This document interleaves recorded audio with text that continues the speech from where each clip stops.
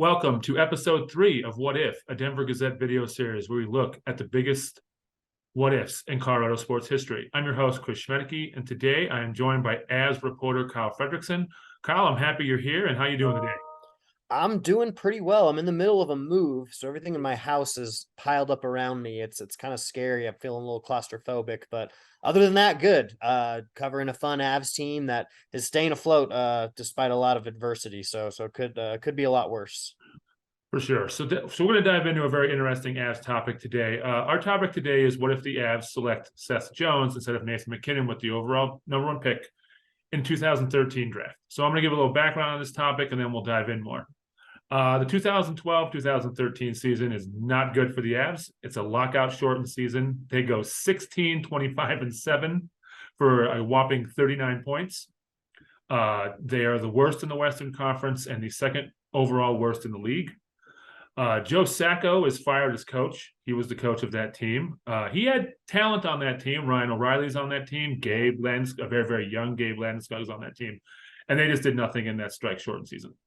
So the Avs go out and hire Patrick Waugh as head coach. Joe Sakic is promoted to VP of hockey operations.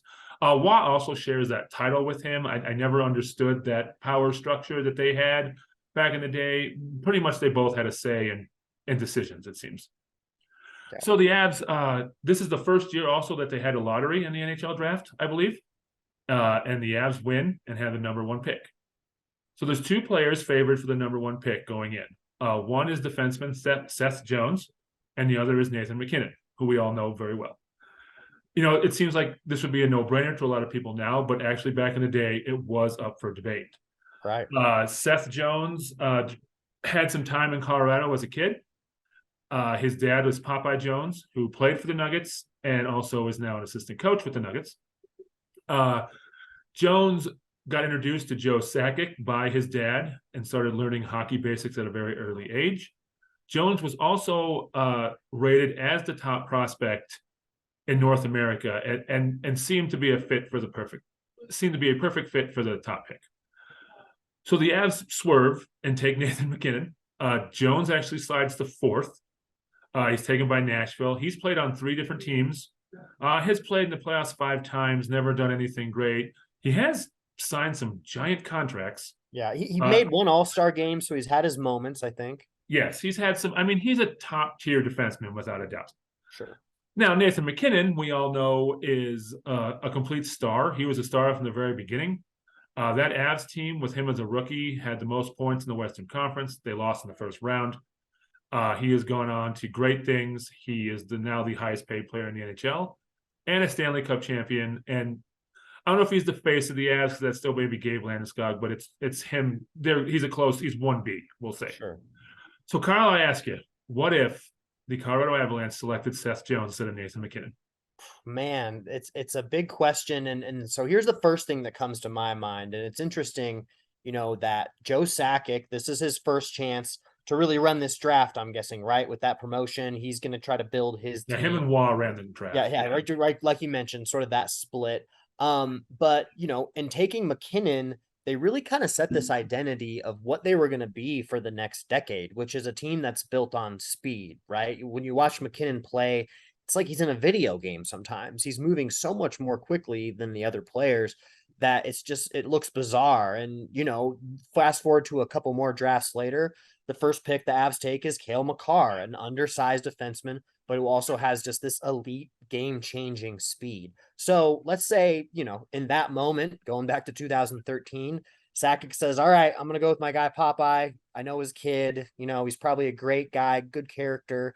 And like you mentioned, turned out to be a great NHL player.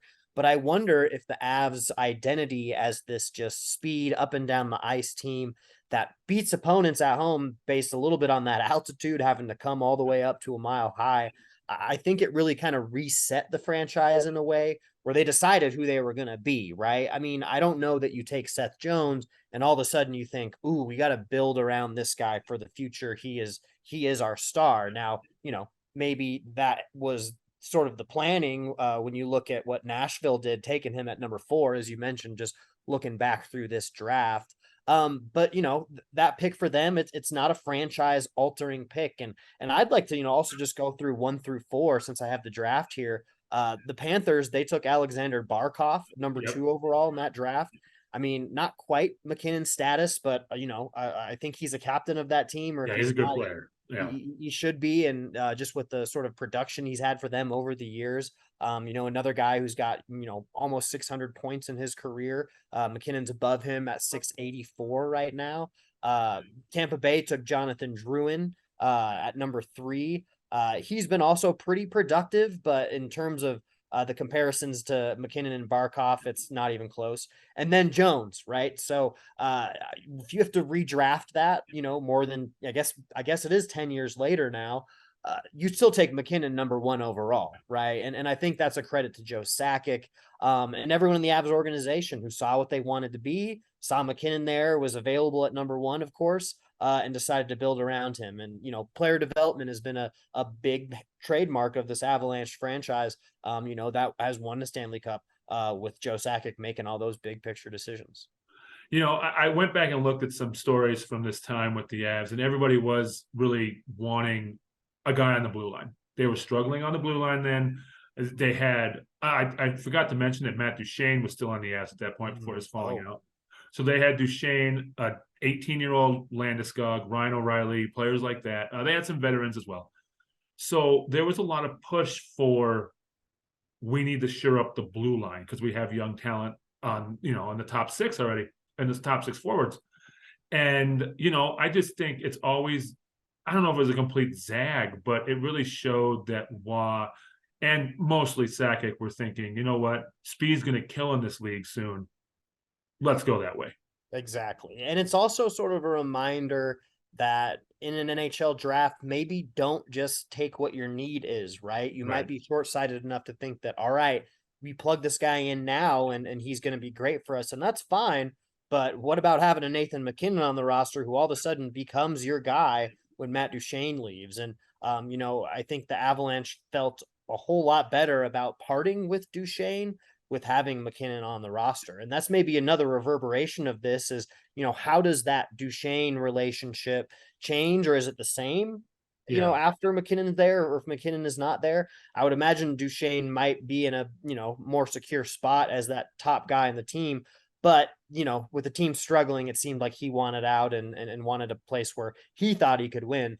Ironically, if he had stuck around, potentially, maybe he would have been part of that Cup team, but that's maybe a whole bunch of speculation going that far down. Well, that was going to be my next question, and I think I know the answer. I mean, the Avs do not have any of this success without Nathan MacKinnon. If they take Jones, I don't know, maybe they are a middle of the pack Western Conference team and, losing in the second round every year.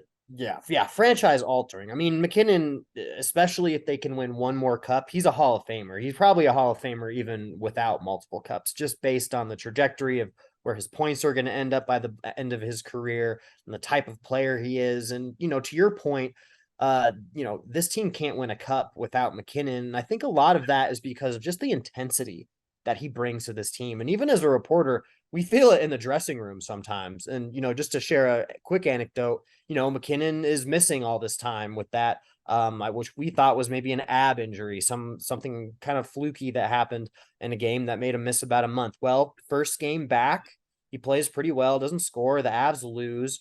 But of course, reporters want to talk to him after the game, and, most guys would be upbeat still saying, hey, it felt great to be out there. This isn't the sort of, game that we wanted, but man, it was hard to miss these games. And, the guys played great without me, but he was short. He didn't really want to talk about the game. It's all business with him. I think my question was to him was something like, well, what do you attribute all these slow starts to in recent games? And he said, this is my first game back. I don't know. And then it was just silence. And, that's okay with me. I don't mind that, because I think a lot of times when you have a shorter answer like that, you learn more about how someone's feeling than if they go on and on about something, right? MacKinnon didn't want to talk because he was that frustrated. He was that mad. It didn't really matter to him that it was his first game back. He's only cares about the results. And if, he was out there and didn't help them win, then he's not going to be in a good mood. So, I tell that story just to kind of show it as an example of just how that spreads throughout the locker room, right? That's a culture wide thing. When players see MacKinnon, have the sort of body language that he does, and sometimes it's demonstrative. Sometimes he'll yell at guys during practice. Might come off as harsh to some people, but he has that sort of respect in the room to command that kind of attention and leadership that he delivers. So yeah, it's hard to imagine the Avs without 29. You see so many of his jerseys in the arena. It's crazy. It's got to be the number one, seller that the Avs have, just based on his stardom and longevity that he's had. And he's just got to stay healthy now, right? I think, just kind of zooming back to where the Avs are now. Yes, MacKinnon's back in the lineup, but he struggled to finish chances. That's something I'm going to be writing about even later today. The Avs are just, their shooting percentage is very low this year, uncharacteristically low. And that should bounce back as guys come back into the lineup, but it's worth examining, and especially with MacKinnon, because, he's got the same number of shots on goal as Mikko Rantanen this year, but, barely half the production in terms of those that have actually gone and hit the back of the net. So, I don't think there's any reason to panic with Nate. He's the kind of worker who eventually is going to get him back into that shape where he's playing at that all-star level, but it's been a bit of a slog to get there at the beginning of the year. So it's pretty clear that the what if is the Avs would be in a lot worse spot if they drafted Seth Jones. And because, like you said, MacKinnon is now the face of the franchise. Every kid's got his jersey. And he changed the culture, like you said. And he really has I don't want to compare him to Michael Jordan, but we all watched The Last Dance and saw how Michael Jordan was almost a dictator out there. And I think MacKinnon's got some of that. Now, they've only won one title, but, he is a type of player he's excellent, and he's going to demand you to be excellent no matter what as well. Exactly. And, I think he makes everyone else around him better with that mentality. And the Avalanche love that. And that's why it's so great he's back in the lineup. Yep, they're in a good spot. And it's crazy to think it's been 10 years. Holy cow. Gosh. So it's been 10. He's been here for 10 years. All right, Kyle, thanks for doing this. It was good to talk about this Avs topic with you. These publish every Monday evening on denvergazette.com. Rumor is next week's will be what if the Rockies didn't have the layoff before the 2007 season. So look forward to that. I'll probably be joined by Danielle Allentuck for that. But Kyle, thanks for coming on, and we will talk to you again. Awesome. Sounds great. Thanks.